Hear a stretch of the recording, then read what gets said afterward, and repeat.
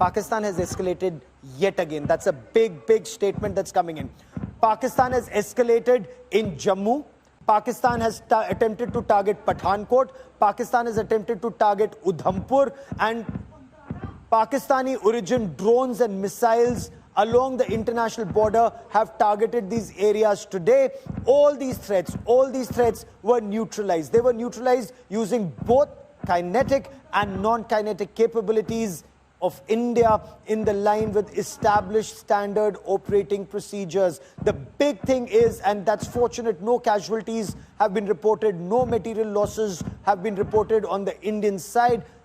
India, there's a statement being put out by the Ministry of Defense, by the government, saying India remains fully prepared to defend its sovereignty and to ensure the safety of our people. And whatever steps need to be taken to protect our people, those steps will be taken. Some of these steps are very critical. The fact that Lahore has been targeted beyond Muridke is a very important step that is being made. Lahore being targeted is attacking the nerve center, the epicenter of terror, and India has hit the epicenter of terror in Lahore. I want to quickly, cut across to Amit Bharadwaj, my colleague who joins us for more on this big story. Amit, the fact that government has put out a statement is a very clear indication that right now the situation is such that if India carries out strikes like it has in Lahore, it's because Pakistan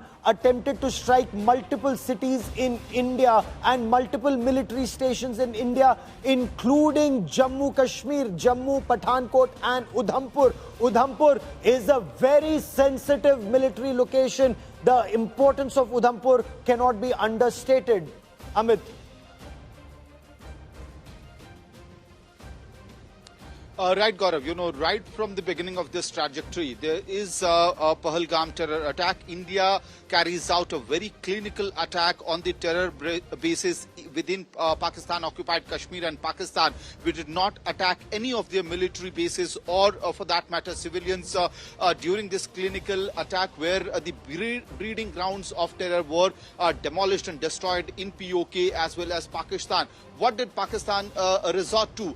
In the middle of night, heavy shelling, heavy artillery in the around the LOC as well as major military establishment towns of India were on target of Pakistan missile, but we successfully thwarted those attempts, and Indian armed forces ensured that Pakistan fails in its every attempt to attack India's very prominent and strategic establishments, even for the artillery shelling that has been done, especially in Uri sector. The locals out there say that since 1998 they had not witnessed this kind of heavy artillery and shelling from Pakistan. But why was that being done? If you look at the target of this shelling, these were the prominent centers of our hydropower project. So clearly means that Pakistan is wanting to escalate this particular situation. Oh, that's a very important statement. Hold on. You made a very important statement, yes. And I want you to elaborate on this. I want you to elaborate on it.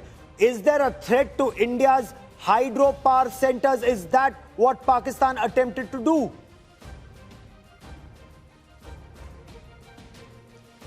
Yes, Gaurav, you just need to decode what has been happening in the Uri sector because yesterday as well, in the middle of the night, you had heavy artilleries and shelling happening in the sector, which has not witnessed this for the past 2 decades. Why did Pakistan suddenly wake up to this situation and decided that we need to target these villages in Uri sector, Salamabad, as well as Gingal? We know for a matter of fact that these are very strategic locations where our hydropower projects are located, NHPC project is located, and for instance, Gingal village, where we now will have to believe, because we don't have a choice, the kind of artillery shelling that has been done in Gingal could be the civilians are collateral damage, and the major target could be the NHPC's second hydropower project, which is based here. And what we are given to understand, there could be damages within the compound as well, but we are waiting for that final official word coming from the officials as well.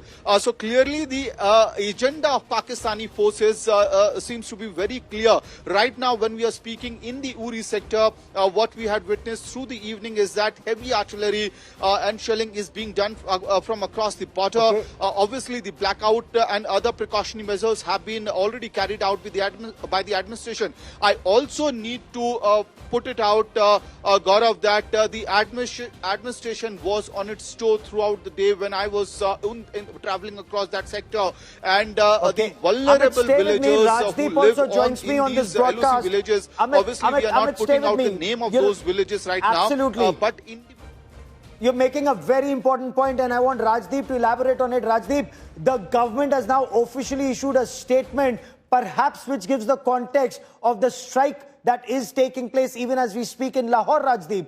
Let's go through that Ministry of Defence statement.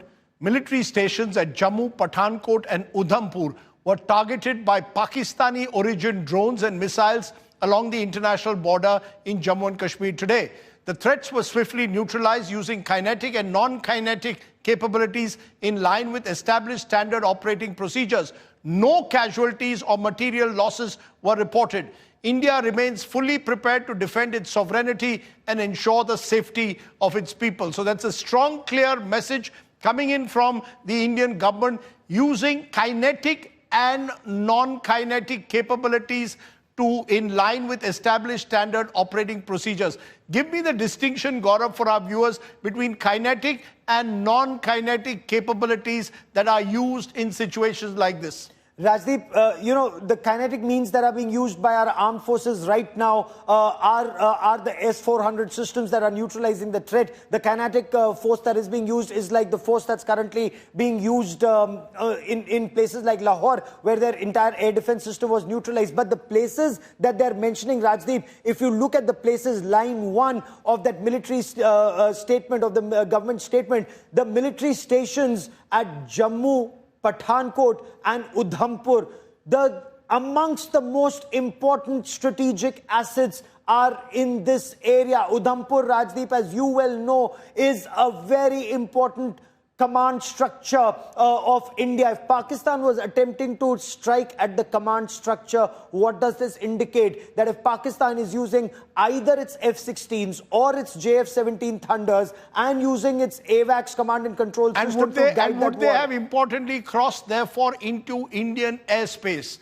Because until now, yes, the Pakistani Air Force had not crossed into Indian airspace. Are we presuming, whether it's the attack in Udhampur or their attempted attack in Jaisalmer, they crossed into Indian airspace? So, Rajdeep, the nature of warfare has changed so much that with your BVRs or the beyond visual range missiles, you can hit a target almost 100 and 150 kilometers away or 200 kilometers away. It depends on the kind of BVRs that you have access to. And India and Pakistan both have access to these BVR missiles that can take an air-to-air or an air-to-ground target at much longer distances. You do not need to cross the LC or the international border or even come very close to it. The manner in which we have destroyed a lot of Pakistani assets, our fighters have stayed on our side and yet done the job that was given to them. So the nature of warfare is changing. The fact that your missiles are crossing the LC, the fact that your rockets are crossing the border is equally dangerous, if not more.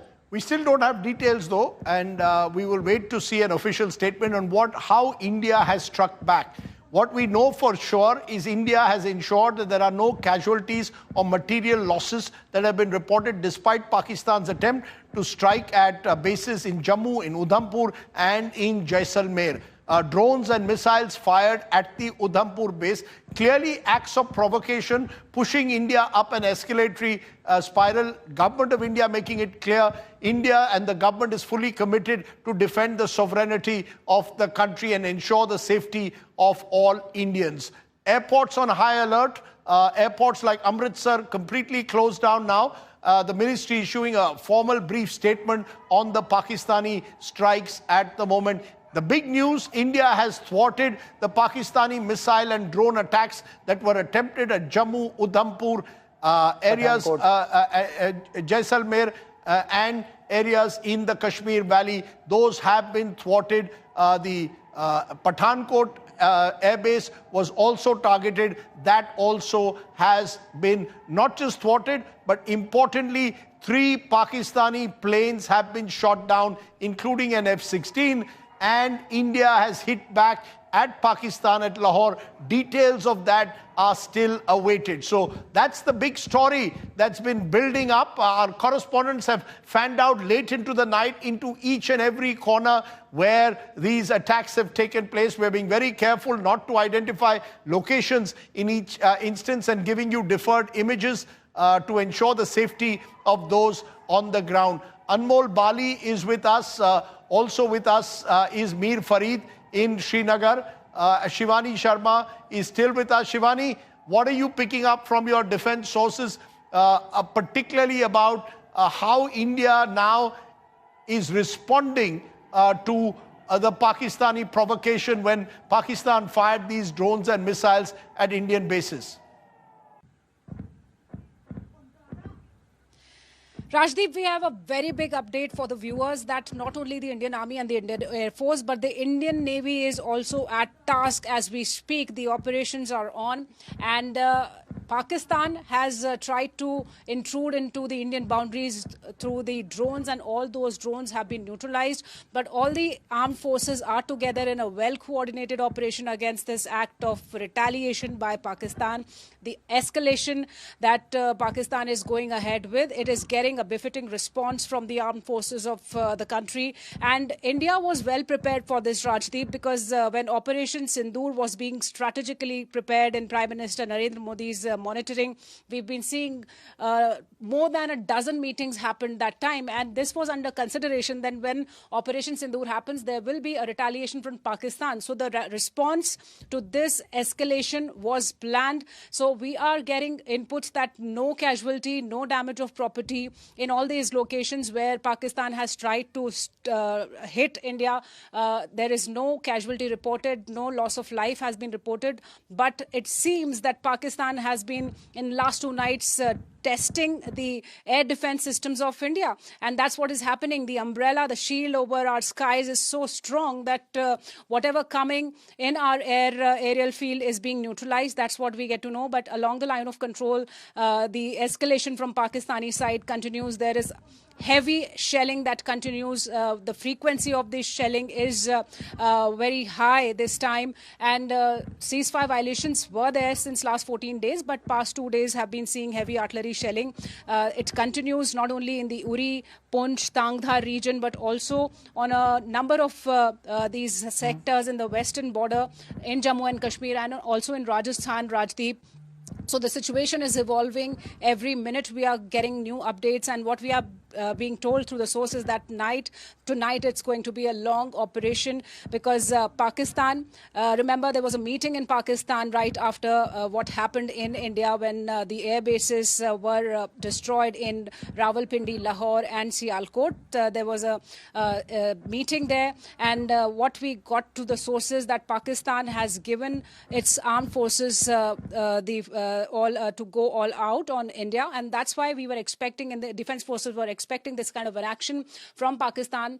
All on high alert. Operation goes on successfully as per the defense forces, and Pakistan has been inflicted with heavy damages during this operation that still goes on, Rajdeep.